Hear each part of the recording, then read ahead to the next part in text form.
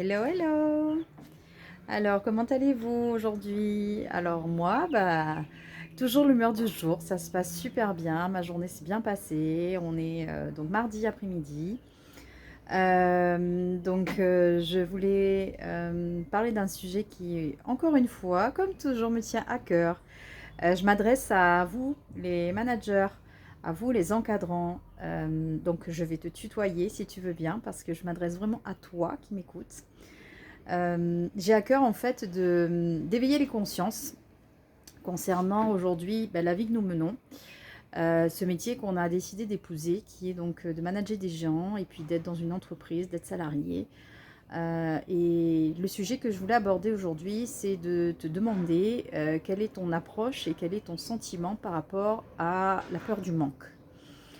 Est-ce que dans ton métier aujourd'hui, tu es aligné avec ce que tu fais? Est-ce que tu es aligné aussi avec tes valeurs? Et ce qu'on te demande, est-ce que c'est en adéquation aussi avec ton fonctionnement et comment tu vois les choses?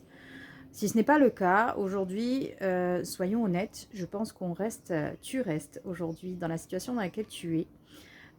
Je dis bien, si tu ne, avec les questions que je viens de dire, si tu ne te retrouves pas et si tu as dans le petit coin de ta tête une petite voix qui te dit non, en fait, je kiffe pas du tout ce que je fais, ou en tout cas, ça commence à me peser, ça commence à être lourd, je comprends plus ce qui se passe, ça va trop vite, je me retrouve plus, j'étais en accord avant, mais maintenant je ne le suis plus.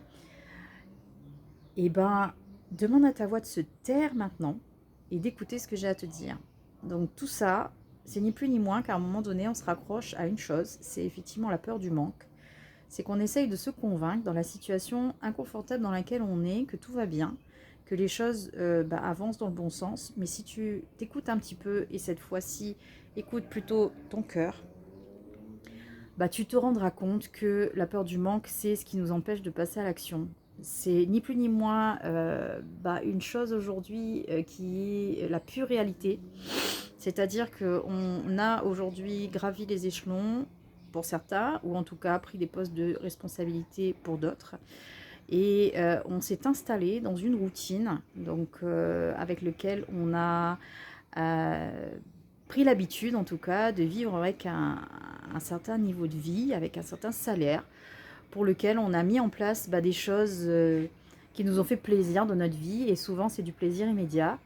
Et du plaisir immédiat, ça peut être s'acheter des choses matérielles, ou ça peut être aussi s'acheter sa maison, sa voiture, etc.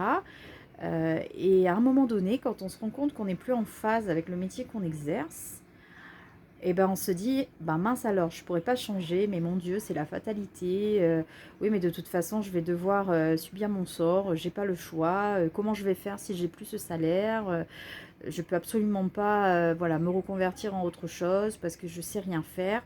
Donc ça aussi, c'est un sujet super important, ce fameux sentiment de ne pas savoir faire autre chose que le métier qu'on fait. Donc ça sera un autre sujet, ça fera certainement l'objet d'un autre live que je te ferai. Mais en tout cas, le sujet du jour, c'était la peur du manque.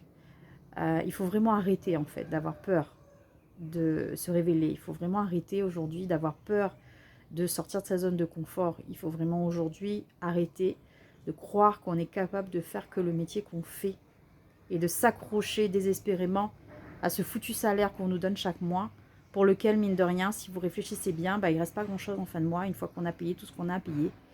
Et quand on reste installé dans cette peur du manque, on reste immobile, on reste paralysé, et malheureusement, on n'avance pas et on est malheureux. Voilà. Je suis passée, moi, par là pendant des années, ces 4-5 dernières années. Je suis en fait ex-manager pour ceux qui ne me connaissent pas. Donc moi, mon nom, c'est Sandrine Lucas, manager pendant plus de 15 ans. Et voilà, une petite voix dans ma tête qui me disait, mais au fil des années, mon Dieu, je suis plus forcément en phase avec aujourd'hui ce que l'entreprise prévoit pour son avenir. Je recherche énormément de bienveillance et d'humanité, mais au sens propre du mot humanité.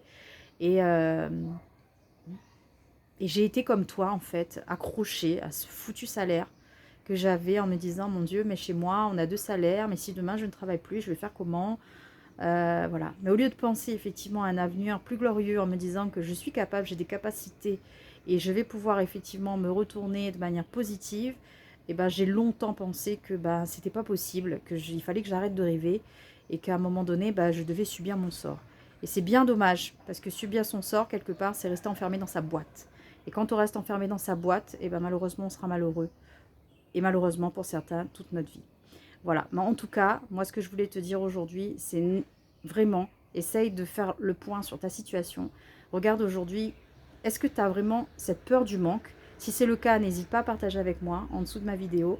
Et encore une fois, ne reste pas seul. Si c'est ce que tu ressens, moi, je l'ai ressenti pendant de nombreuses années. Aujourd'hui, j'ai réussi à trouver des outils pour pouvoir aussi accompagner des personnes qui sont comme toi, qui ont envie voilà, de se retrouver déjà. Ça ne veut pas dire qu'on va changer de métier, hein, ou peut-être que oui, mais en tout cas pouvoir se retrouver et se recentrer et à un moment donné prendre conscience de cette belle personne qu'on est et puis des pépites de qualité qu'on a en soi. Voilà, sur ce, je te souhaite une bonne après-midi. À bientôt. Ciao.